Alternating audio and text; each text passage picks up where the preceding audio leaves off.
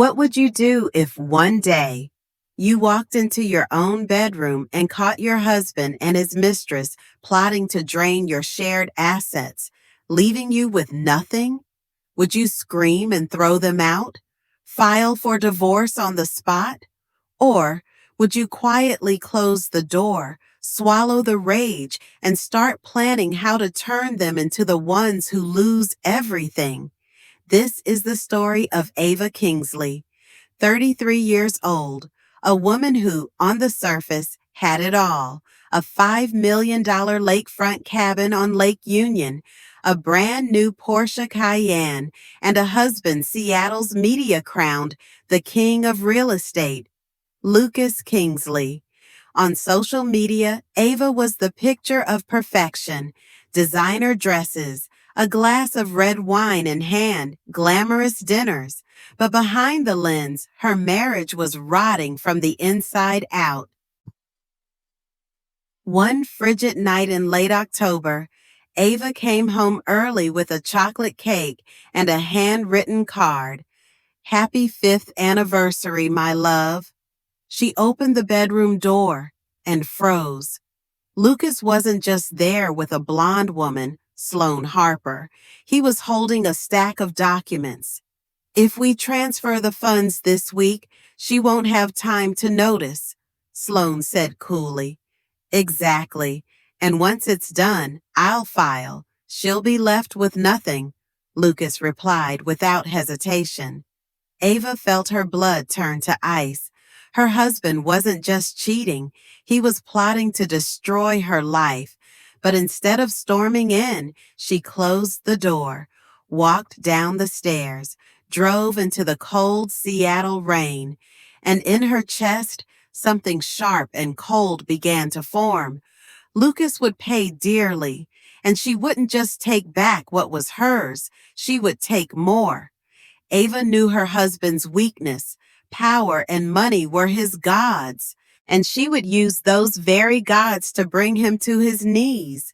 But she couldn't do it alone. She'd need an ally, one who would come into her life in the most unexpected way. What would you do? Forgive or strike back? Leave your comment below and don't miss the next chapter. When Ava takes her very first step toward making Lucas regret everything, Ava had never been the type to crumble. Born and raised in Charleston, South Carolina, she inherited her father's calm demeanor and her mother's relentless perseverance. In their middle-class home, her parents taught her that a person's true worth wasn't measured by possessions, but by the ability to get back up after life knocks you down.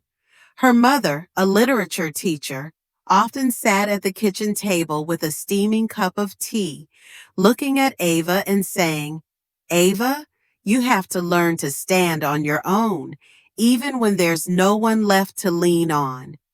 Those words etched themselves into her heart, becoming her compass for years to come. At 24, Ava made a bold choice. She left the peaceful streets of Charleston for rainy, restless Seattle to chase her dream of becoming an interior designer. The beginning was anything but easy.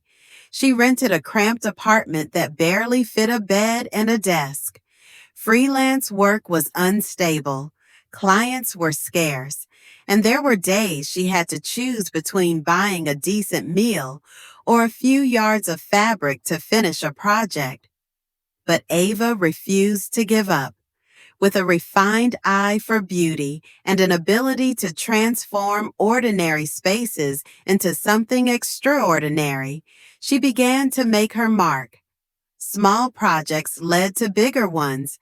Satisfied clients spread the word, and within a few years, the name Ava Whitmore appeared in local magazines as a young designer with grit, elegance, and an unshakable refusal to fail. The handshake that changed everything.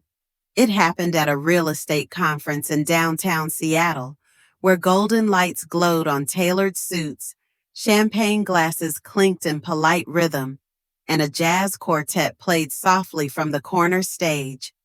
The air was thick with power and money. At every table, conversations swirled around billion-dollar projects, market strategies, and handshakes held just a little too long. Gestures meant to stake a claim in the room. Lucas Kingsley entered as if the evening had been waiting for him. 7 years older than Ava, he wore a perfectly tailored suit that framed him like armor, a Swiss watch catching the light at his wrist. Every movement was deliberate, his voice low, his eyes razor sharp, the kind of gaze that made you feel he could read the thoughts you hadn't spoken yet. He'd grown up wealthy in Seattle, but his childhood wasn't untouched by fracture. When Lucas was 12, his parents divorced. His father, a powerful real estate investor, raised him with a cold mantra: "Everything has a price, Lucas. You just have to know what it is." That lesson carved itself deep into him, turning Lucas into a tireless hunter of opportunity. In the business world, he became a symbol of success, signing multi-million-dollar contracts, forging alliances with politicians, lawyers, and corporate titans. When Lucas shook Ava's hand, he held it a second longer than necessary. His smile felt as if it belonged only to her in a room full of people. "I'm Lucas Kingsley, and you are—" Ava Kingsley." She stopped herself with a small laugh, cheeks flushing. "Not yet. Whitmore." Lucas raised a brow, a flicker of amusement crossing his eyes. "I'll remember that name." In just a few conversations, Ava realized Lucas wasn't only intelligent, he had the rare ability to make anyone feel like the most important person in the room. He listened closely, nodded at the right moments, asked sharp questions without prying. He steered the conversation with ease, making Ava feel as though they'd known each other for years. What she didn't know was that those eyes, that smile, and those carefully measured words had drawn others into a web Lucas wove with practiced skill, a fairy tale wedding and invisible cracks. Ava and Lucas's romance came like a summer wind, warm, intoxicating, and blindingly bright. After just 11 months of dating, they decided to marry on the shores of Lake Washington. It was a June evening, the sunset spilling gold silk across the water. White flowers arched over the aisle, trembling softly in the breeze. Hundreds of candles flickered against crystal champagne flutes. The gentle notes of a piano guided Ava down an aisle strewn with rose petals, where Lucas stood in a black tuxedo, looking at her as if promising a life that would belong to her alone. Friends, family, and Seattle's business elite whispered in awe at the perfection of the ceremony, a wedding worthy of glossy magazine spreads. As if to cement their fairy tale, the newlyweds quickly purchased a sleek lakefront cabin on Lake Union. Floor-to-ceiling glass walls opened to sweeping views of shimmering water. A private dock held Lucas's modest yacht. The living room was so vast, Ava joked it could double as a hotel lobby. Friday night cocktail parties, weekend trips to Napa's vineyards, Instagram photos awash in smiles and wine. Every image told the story of a dream marriage. But reality, Ava would soon discover, was nothing like the polished facade. When the wedding toasts faded and married life began, she saw the shadows behind Lucas's charm. He wasn't just a real estate mogul, he was a predator of opportunity, and not only in business. Lucas viewed everything through the lens of profit and power. A property deal, a social connection, even a friendship, each weighed like an investment. To Lucas, nothing was priceless. The bigger the deal, the higher the price he'd pay, sometimes in ethics, sometimes in trust. And slowly, Ava began to realize, in his list of things worth sacrificing, marital loyalty was just another transaction waiting to be made. And a first cracks, and then, hidden between the glittering parties and the perfect smiles and photographs, Ava began to notice them. Small things, subtle things, but enough for a woman as perceptive as her to feel the stirrings of unease. At first, she chose to ignore the warning signs, as if not looking, not listening, would make them disappear on their own. The late-night phone calls Lucas took in a lowered voice, stepping out onto the balcony and shutting the door behind him. The 3-day business trips that somehow always stretched into a week, explained away with the client rescheduled, or the negotiations took longer than expected. And then there were the looks, the way his eyes lingered on beautiful women a beat longer than necessary, accompanied by a faint, unreadable smile.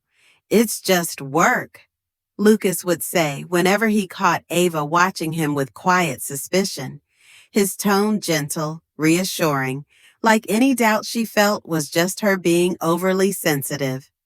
"I'm your wife. I trust you," Ava would reply, half to reassure herself, half to find a reason not to dig deeper into the growing fear that something was slipping away. But despite her efforts, Ava began to notice more: a faint lipstick stain on the collar of his shirt, a strange perfume clinging to the passenger seat of his car, not her perfume, text messages that arrived with the sender's name hidden, showing only a single letter, and every time she was about to ask, Lucas would skillfully steer the conversation elsewhere, punctuating it with a quick, distracting kiss. At parties, she saw the pattern: Lucas slipping away from the table for far too long, always with his phone in hand.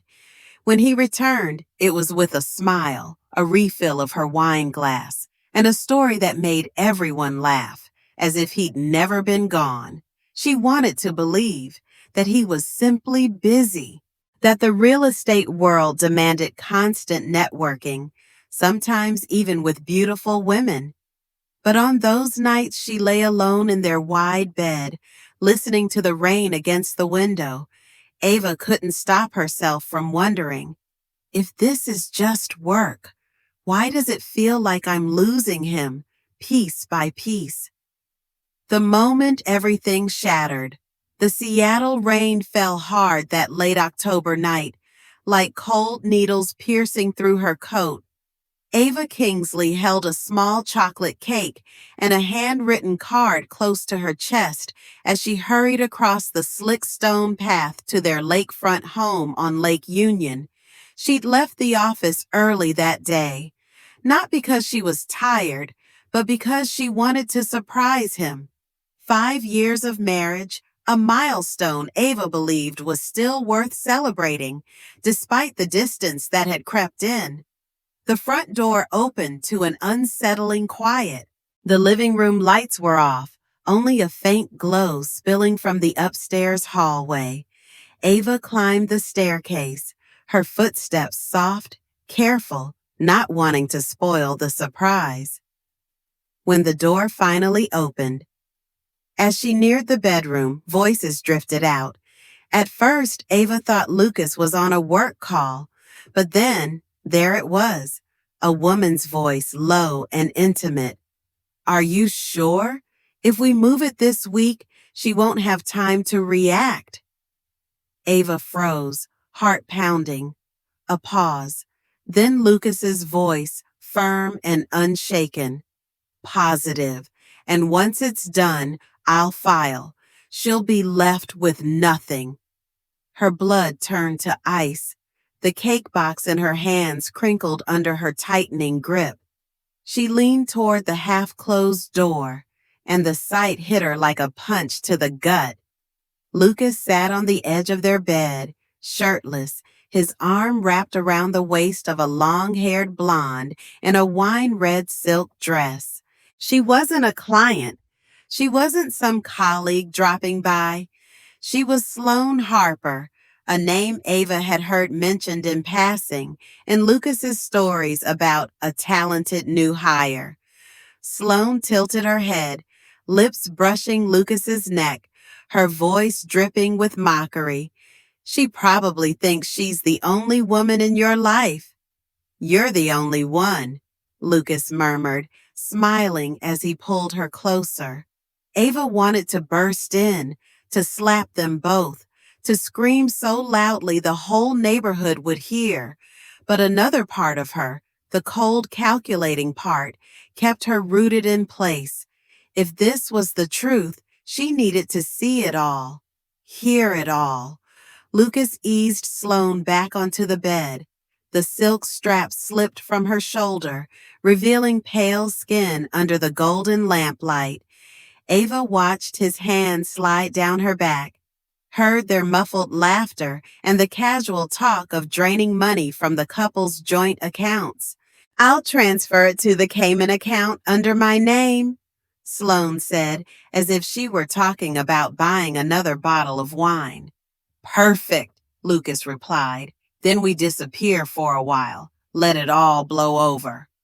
Ava felt like she was in a crime thriller, except the villain was the man she'd kissed goodnight every single evening for the past 5 years. She stood there for a few seconds longer, then stepped back, careful not to make a sound. She walked out into the night, letting the cold Seattle rain whip across her face. In the car, the heater was blasting, but her hands still shook. The image of Lucas and Sloane, half-clothed, plotting her ruin, played in her mind like a broken tape on repeat. Ava didn't cry. Instead, a thought began to burn through her like molten steel. If you want to take everything from me, I'll take everything from you first. The night she caught Lucas and Sloane together, Ava changed. No tears, no scenes. She stayed quiet, slipping into the role of the clueless wife.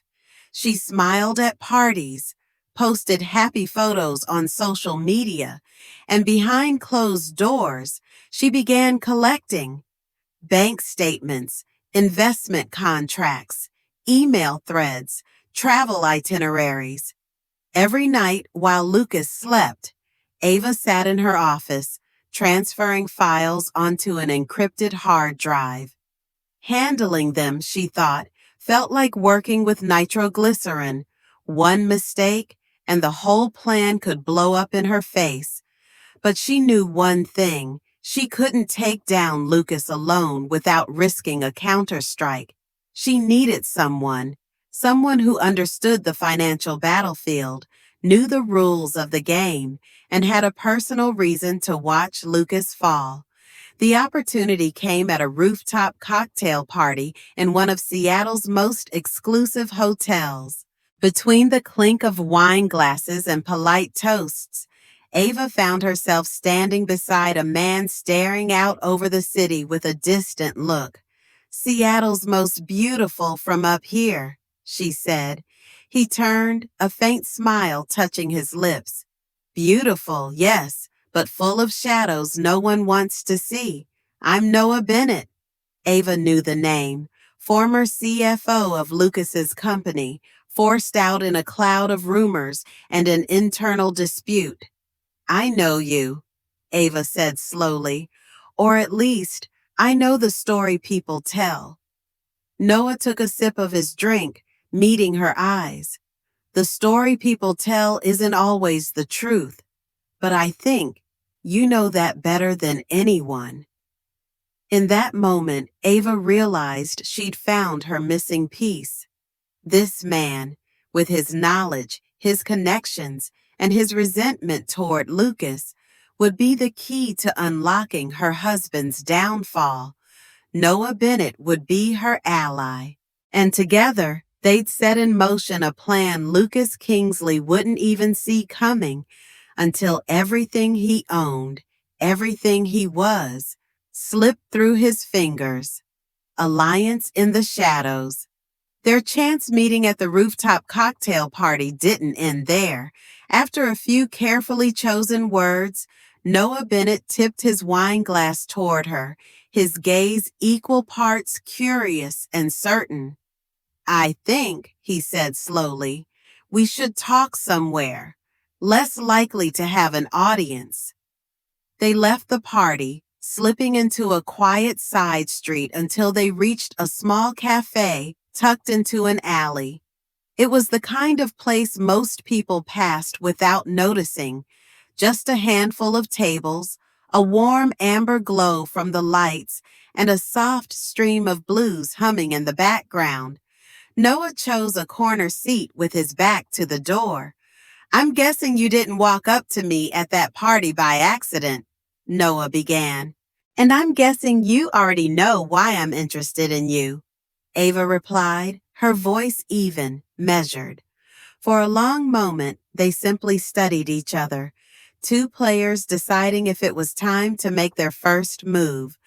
Then Noah's mouth curved into a knowing smile. "Lucas is smart," he said, "but he's too confident. I worked with him for 6 years, thought I knew him inside and out, until the day he kicked me out of the company." Ava leaned forward, her eyes sharp. "Because he was afraid you knew too much?"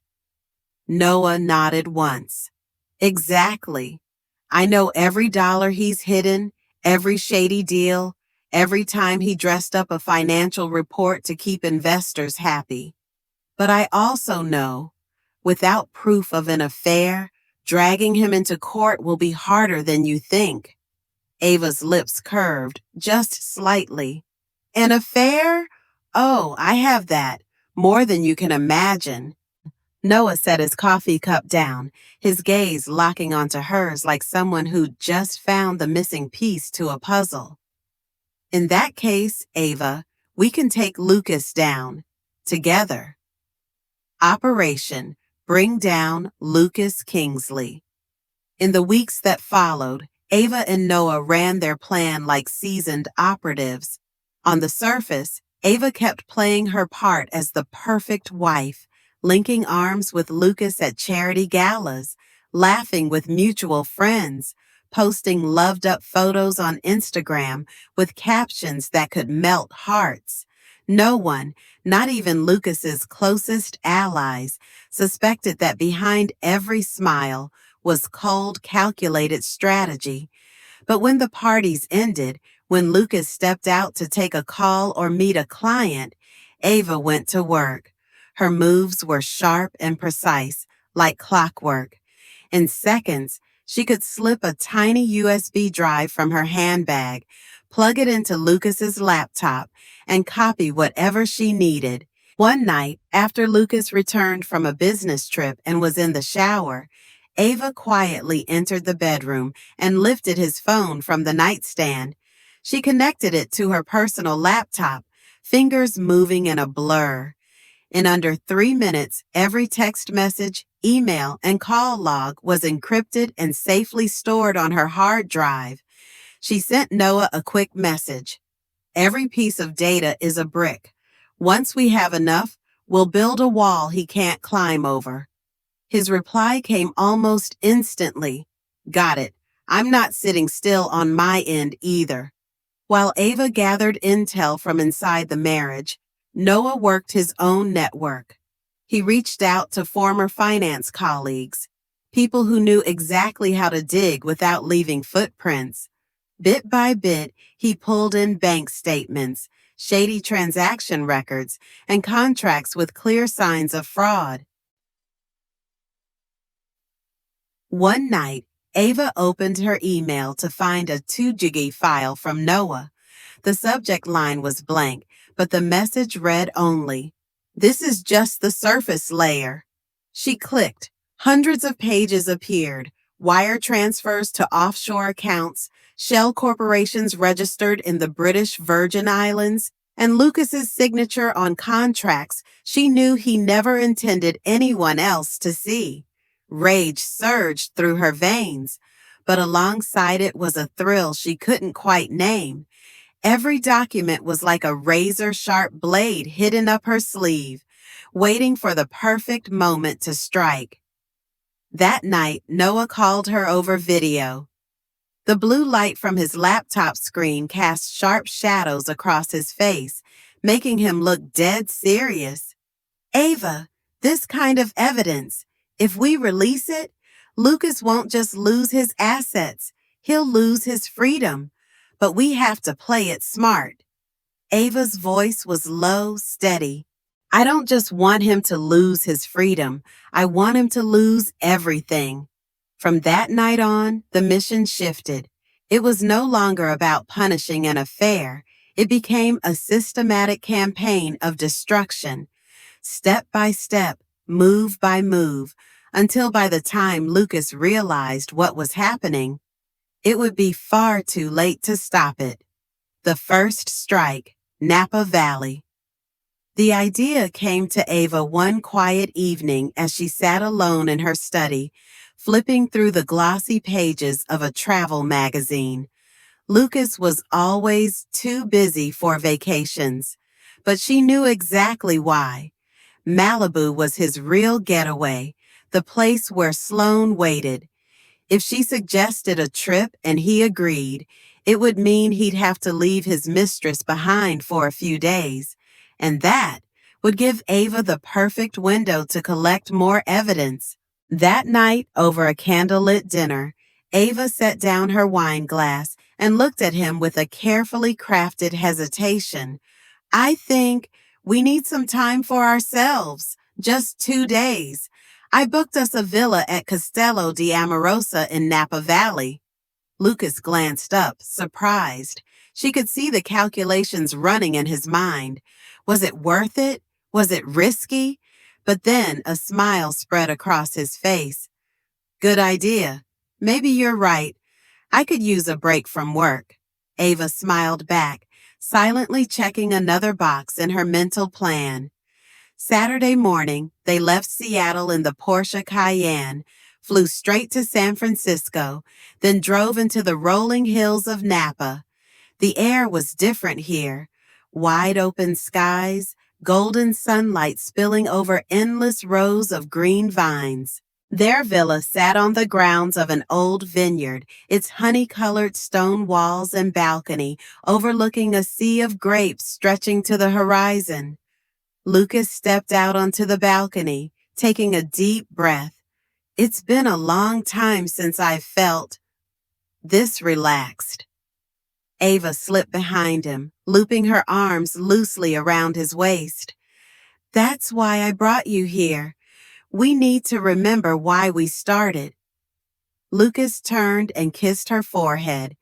To anyone watching, they would look like a couple in love. Only Ava knew that every touch, every smile was part of the performance. On the first day, they joined a wine tasting tour. In the cool stillness of the wine cellar, Lucas stood beside her listening to the guide describe rare vintages of Cabernet Sauvignon. Ava smiled, nodded, scribbled a few notes in a small leather-bound notebook, no one noticing that inside it was a hidden compartment holding a micro-audio recorder tucked safely in her bag. Every time Lucas took a call or received a text, the device quietly captured it. Ava didn't listen then. She wanted the recordings untouched, ready for review later. That evening, they dined on the terrace, golden lights falling across a white tablecloth, glasses of deep red swirling in their hands. Lucas talked about business deals, powerful new partners. Ava laughed at the right moments, touching his hand lightly, as though savoring the night. Inside, she was keeping count. How many calls today? How many from Sloan? Did his voice shift when he spoke to her? That night, after Lucas drifted into sleep, Ava retrieved the recorder from her bag. She plugged it into her laptop, slid on her headphones, and the voices played back in perfect clarity. I miss you, Lucas's low, intimate voice murmured. I miss you too. Don't let her suspect anything, Sloan replied, a soft laugh trailing her words. Ava closed her eyes. The sting in her chest was sharp, but she didn't hit stop. She kept listening, jotting down every line, every detail, dates, times, places.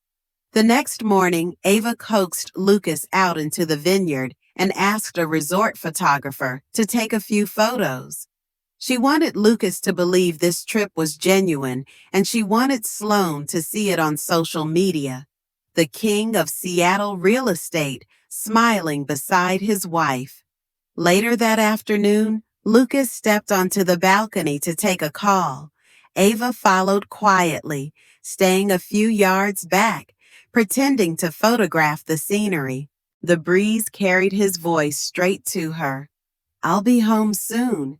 It's just, my wife wanted to go somewhere. Don't worry, everything's still on track." Ava smiled to herself. "Thank you, Lucas. Another brick in the wall that's going to bury you." When the trip ended, Lucas seemed lighter, even wrapping his arms around Ava in front of strangers at the airport. He believed their marriage was back on track.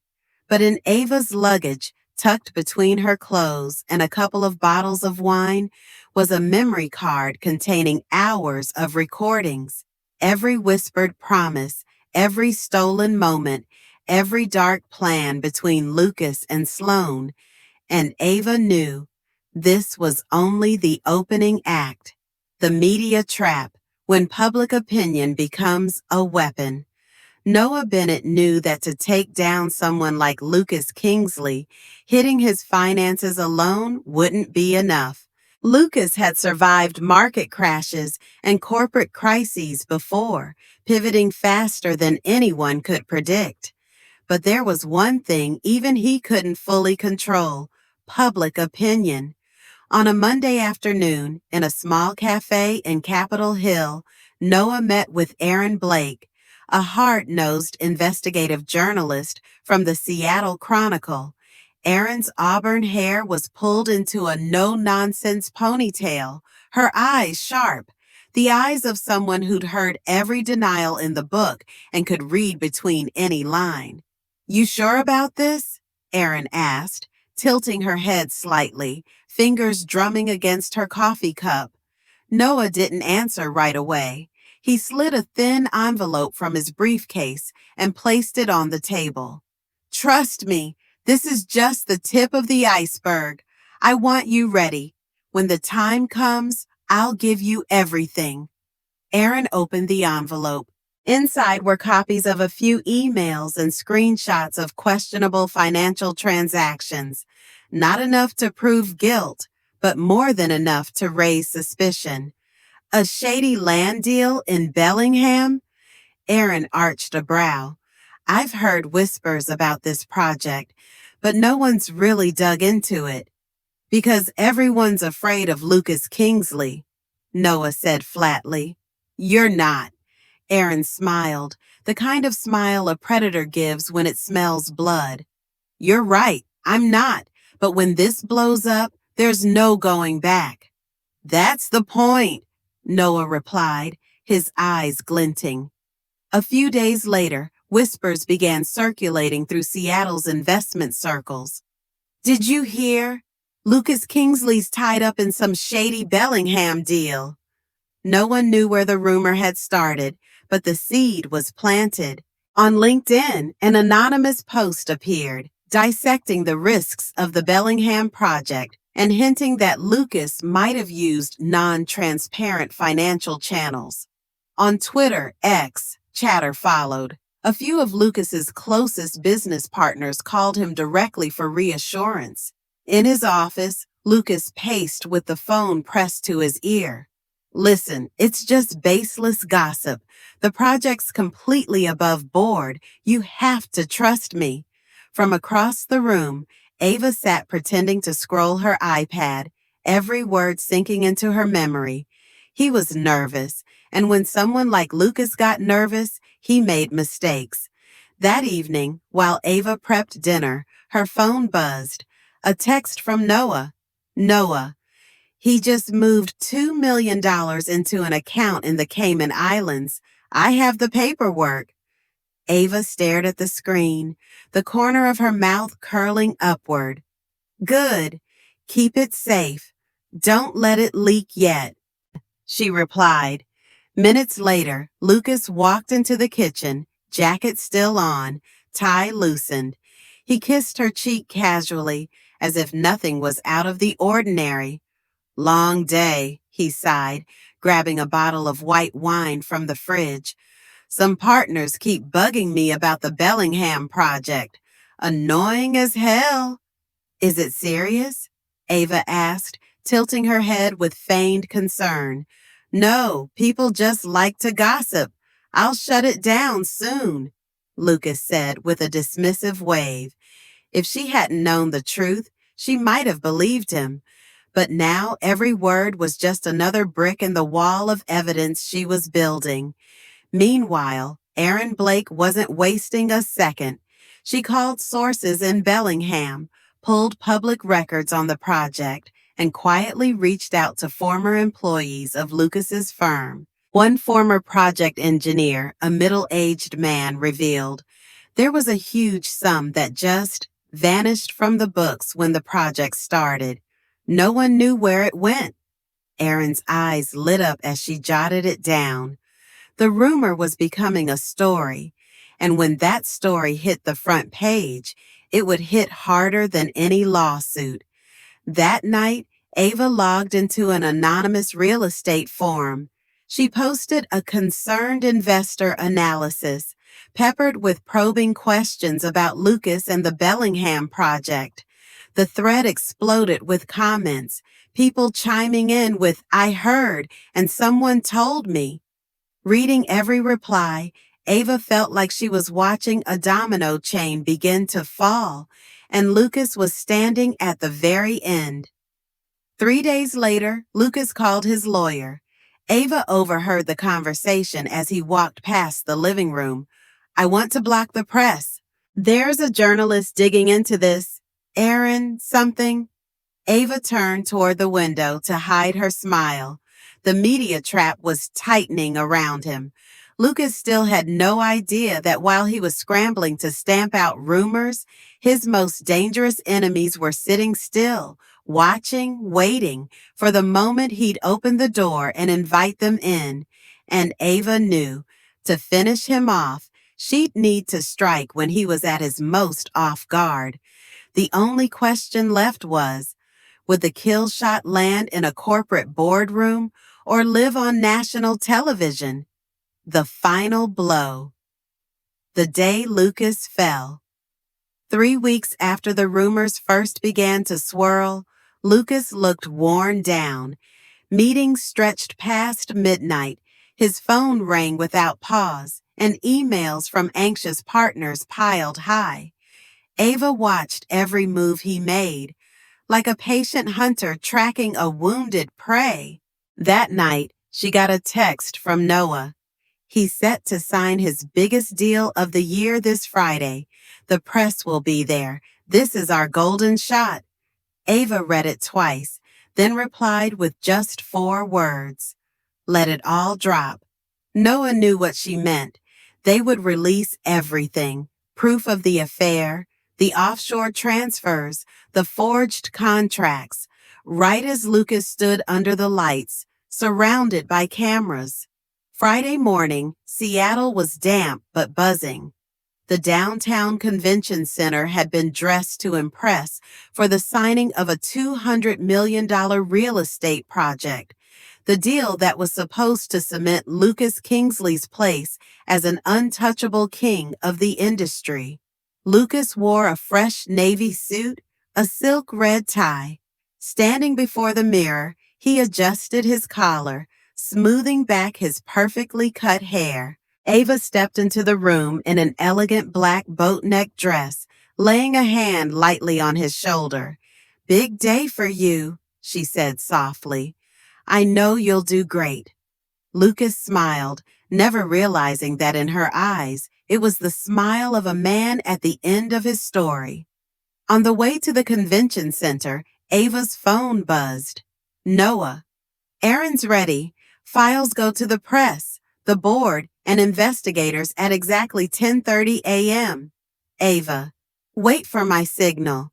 She needed him right where she wanted, center stage under the lights, before the detonation. The conference hall was packed with executives, investors, and reporters. Behind the stage, giant screens displayed the company logo and sleek renderings of the new development. From the third row, Ava crossed her legs and watched Lucas step to the podium. The spotlight caught his posture, confident and commanding. "Ladies and gentlemen," Lucas began, his deep voice echoing, "today marks an important milestone." Ava checked her watch. 10:29. She inhaled, opened her messaging app, and typed a single word. Go. 10:30 a.m. At the back of the room, Aaron Blake's phone buzzed, an email from Noah containing the full dossier. Explicit photos of Lucas and Sloan in Malibu, bank statements showing the $2 million Cayman transfer, forged Bellingham contracts, and audio clips of Lucas saying, "She'll be left with nothing." Within a minute, reporters' phones lit up. Each received the same anonymous press packet. Screens filled with images of Lucas embracing Sloan, side by side with damning financial records. From the back row, a reporter's voice cut through. "Mr. Kingsley, any comment on allegations of financial fraud in your affair with a subordinate?" Lucas froze. The question hit like a bullet to the chest. I don't, he stammered, eyes darting. More questions followed like pounding waves. "Do you admit to the offshore transfers? When did your relationship with Sloan Harper begin? Care to respond to the board's evidence?" Sweat beaded on his forehead. He leaned toward an aide, whispering urgently. But before the aide could move, the massive screen behind him flickered, then changed. It was Ava. Footage from a home security camera played for the entire room. Ava standing in the doorway of their bedroom as Lucas and Sloan sat on the bed. Lucas's voice rang out over the speakers. "She'll be left with nothing." Sloan's voice followed, cool and certain. "Perfect. I'll handle the Cayman account." For a few seconds, the hall was silent. Then chaos. Cameras flashed like lightning. Investors rose from their seats, some storming out. From her seat in the third row, Ava sipped her water, never taking her eyes off him. She could see the confidence drain from his face piece by piece. Lucas knew it was over, but he still clung to denial. "This is staged. I will." A phone pinged in the front row, then another. Members of the board checking urgent messages from the company's attorney. "Emergency board meeting. Kingsley suspended immediately." Lucas left the stage flanked by security, swallowed by the roar of shouted questions and blinding camera flashes. Ava didn't move. She simply watched him pass. Their eyes met for the briefest moment, not with love, not even burning hatred, but with the cold triumph of someone who had plotted every step. She stood, slipped on her coat, and walked out. Outside, the Seattle rain had started again, but this time it didn't feel cold. She pulled out her phone and typed to Noah. Game over. The trial of the betrayer. 3 weeks after the disastrous signing ceremony, Lucas Kingsley walked into the federal courthouse in Seattle. No tailored suit, no confident smile. Just an orange prison jumpsuit, shackled wrists, and his head slightly bowed to dodge the blinding flashes of the press. Across the courtroom, Ava sat beside her attorney. She wore a pristine white suit, her face unreadable. In her hands was a thick folder copies of every piece of evidence already submitted to the court and federal investigators, emails and audio recordings of Lucas and Sloane's conversations, bank statements proving the $2 million transfer to the Cayman Islands, forged contracts from the Bellingham Project. The prosecutor walked the jury through each exhibit, and each time Ava looked straight at Lucas. He avoided her gaze, but she knew he could feel her presence, like a shadow he couldn't escape. Lucas's defense attorney tried to argue that the evidence had been illegally obtained, but the prosecutor was ready. This evidence was gathered from lawful sources, he said, and from direct witnesses, including Mr. Noah Bennett, former CFO of Kingsley Realty. Noah took the stand, detailing Lucas's orders to transfer funds, hide illegal income, and use his relationship with Sloane Harper to execute the scheme. Murmurs rippled through the courtroom. Lucas sat motionless, lips pressed tight. After 3 days of testimony, the jury needed only 45 minutes to return their verdict. Guilty of financial fraud, money laundering, and abuse of power. Guilty of exploiting a personal relationship for personal gain. The judge's gavel came down. Defendant Lucas Kingsley is hereby sentenced to 15 years in federal prison and ordered to pay $35 million in restitution to the plaintiff, Ava Kingsley. Ava didn't smile, but inside, a wave of satisfaction rose. She had won, not only reclaiming her assets, but taking from Lucas the two things he valued most, his reputation and his freedom. Shortly after the trial, the press reported that Sloane Harper was also under investigation for co-conspiracy in the laundering scheme. Paparazzi photos of a pale, haggard Sloane leaving her Malibu apartment spread across social media in hours. Ava read the headlines over a glass of champagne. She didn't need to lay a finger on Sloane. The law would finish the job. 1 month later, Ava officially became sole owner of all shared assets, the lakefront home, company shares, and investment holdings, all under her name. On the first morning in her ghost-free house, she stood by the window, a hot coffee in hand, watching the sun glitter across the lake. The heaviness that had once haunted every room was gone. Noah dropped by, placing an envelope on the table. "This is the final share transfer confirmation. Now, Ava, you're free." She smiled, signing the document before gazing back at the lake. Free. And more than that. That afternoon, Ava closed her laptop after finishing an interview with the Seattle Chronicle. Her final quote was printed in bold on the front page. "People think revenge is about returning pain for pain. But sometimes, revenge is simply taking back what's yours and making sure the betrayer can never hurt anyone again." Somewhere in a federal prison cell, Lucas Kingsley was almost certainly reading those words, and Ava knew he'd live with them for the next 15 years. Game over. Ava had won completely. If you followed this story to the end, you felt every twist of Ava's journey, love, betrayal, and the justice she delivered. Now I want to hear from you. Was Ava right to strike back the way she did, or should she have chosen another path? Share your thoughts in the comments below.